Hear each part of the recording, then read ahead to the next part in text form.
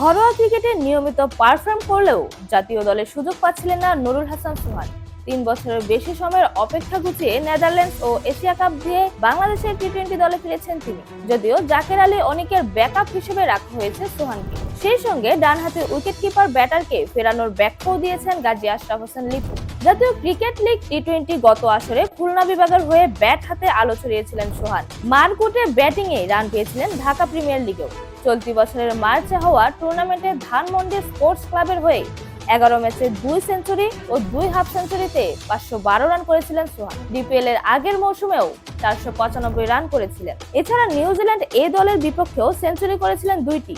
শ্রীলঙ্কা সফরের আগে প্রস্তুতি ম্যাচেও 50 ছোঁয়া ইনিংস খেলেছিলেন। চলমান টপ এন্ড টি-20 সিরিজেও ব্যাট হাতে রানের দেখা পেয়েছিলেন ডানহাতি এই উইকেটকিপার ব্যাটার। এমন পারফরম্যান্সও জাতীয় দলের সুযোগ পাচ্ছিলেন না তিনি। বিসিবির নির্বাচক জানান, সোহানকে প্রস্তুত করতেই তাকে জাতীয় দলে না এনে ডারউইনে ও গ্লোবাল সুপার লিগে খেলতে দিয়েছিলেন তারা। এ প্রসঙ্গে গাজী আশরাফ বলেন, আসলে প্রত্যেকটা নির্বাচনের ক্ষেত্রেই কিন্তু একটা প্রক্রিয়া থাকে। কিছু কিছু ক্ষেত্রে আমাদের তরফ থেকে গভীর চিন্তা থাকে। কোনো সময় হয় দলে নেই না বৃহত্তর স্বার্থে। সোহানকে নিয়ে আমাদের অনেক আলোচনা হয়েছিল শ্রীলঙ্কা সফরের সময়। আমরা তখন ভেবেছি এবং মনে করেছি আমাদের দলের যে ফরমেশন যদি সবকিছু ঠিকঠাক থাকে তাহলে প্রথম একাদশে তার খেলার সম্ভাবনা খুবই কম।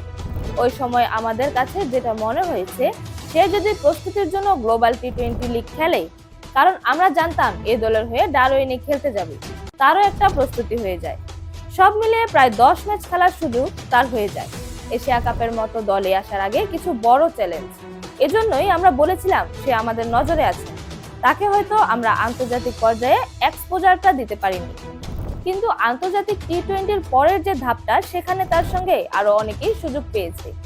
একটা আন্তর্জাতিক পর্যায়ে প্রতিদ্বন্দ্বিতার আমেজ, চ্যালেঞ্জ, কিভাবে ভালো পারফর্ম করতে হবে, কেউ ভালো না করতে পারলে কি করলে পারফরমেন্সটা আকাঙ্ক্ষিত জায়গায় নিয়ে যাওয়া যাবে, সেটার একটা স্ট্র্যাটেজি ছিল। এটা একটা স্ট্র্যাটেজিক সিদ্ধান্ত ছিল।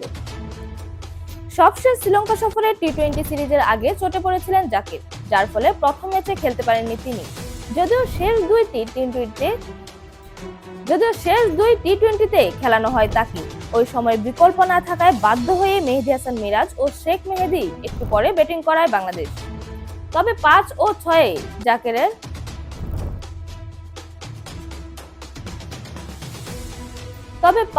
6-এ জাকেরের বিকল্প ভাবনায় সোহানকে দলে রেখেছেন নির্বাচকরা। গাজী আশরাফ মনে করেন এই পজিশনে সোহানই বর্তমানে সেরা চয়েস। গাজী আশরাফ বলেন, দুর্ভাগ্যজনকভাবে আমাদের লাইক টু লাইক রিপ্লেসমেন্টের জায়গায় অনেক বেশি চ্যালেঞ্জ কিংবা পারফর্মার কিন্তু নেই। আমাদের আত্মবিশ্বাস এবং আস্থার যে জায়গাটা, তার approach of cricket, pattern of cricket, বিশেষ করে 5 কিংবা 6-এর জায়গায় আমরা মনে করি সে আমাদের ভালো চয়েস। জাকের আলী একটা আঘাত পেয়েছিল শ্রীলঙ্কা সিরিজে, সেই ব্যাকআপের ক্ষেত্রে এই মুহূর্তে আমরা সেরা মনে করছি। এরকম আরো নতুন নতুন খেলার আপডেট পেতে অবশ্যই চ্যানেলটি সাবস্ক্রাইব করে রাখুন। ধন্যবাদ। Flavours news.